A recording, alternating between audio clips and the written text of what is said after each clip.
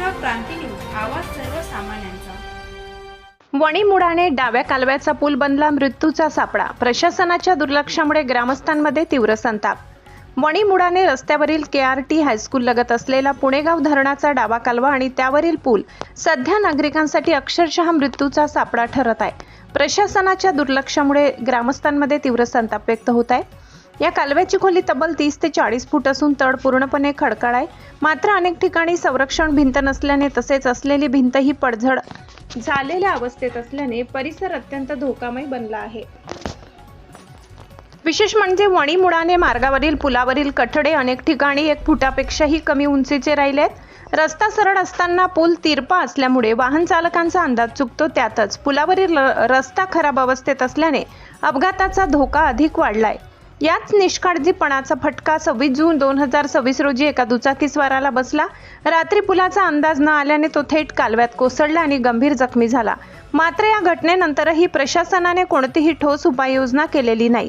या परिसरात KRT high school आणि संताजी इंग्लिश मीडियम स्कूल असल्याने दररोज शेकडो विद्यार्थी, पालक आणि स्कूल बसची मोठ्या प्रमाणात ये-जा असते। तरीही जलसंपदा विभागाचे अधिकारी या गंभीर प्रश्नाकडे दुर्लक्ष करत असल्याचा आरोप ग्रामस्थांनी केलाय। ग्रामस्थांनी वारंवार अर्ज करूनही प्रशासनाने दखल घेतलेली नसल्याने ग्रामस्थांमध्ये संतापाची लाट आहे।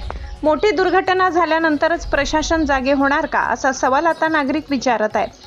दरम्यान काही महिन्यापूर्वी दिंडोरी येथे रस्त्यालगतच्या विहिरीत कार कोसळून 9 जणांचा मृत्यू झाल्याची घटना अजूनही ताजी असताना प्रशासन अशा धोकादायक परिस्थितीकडे दुर्लक्ष करत असल्याने चिंता व्यक्त केली जात आहे। नागरिकांनी प्रशासनाकडे तातडीने मजबूत संरक्षण भिंत उभारणे, पुलावरील कठडे सुरक्षित करणे, खराब रस्त्याची दुरुस्ती, इशारा फलक आणि प्रकाश व्यवस्था करण्याची मागणी केली आहे। अन्यथा भविष्यात एखादी मोठी दुर्घटना झाल्यास त्याला सर्वस्वी प्रशासन जबाबदार राहील, असा इशारा ग्रामस्थांनी दिलाय। महाराष्ट्र क्रांती न्यूज साठी प्रतिनिधी सागर मोर, वणी, दिंडोरी। अशाच नवनवीन बातम्या पाहण्यासाठी आमच्या महाराष्ट्र क्रांती न्यूज या YouTube चॅनलला लाईक करा, सबस्क्राईब करा आणि बेल आयकॉनला प्रेस करा।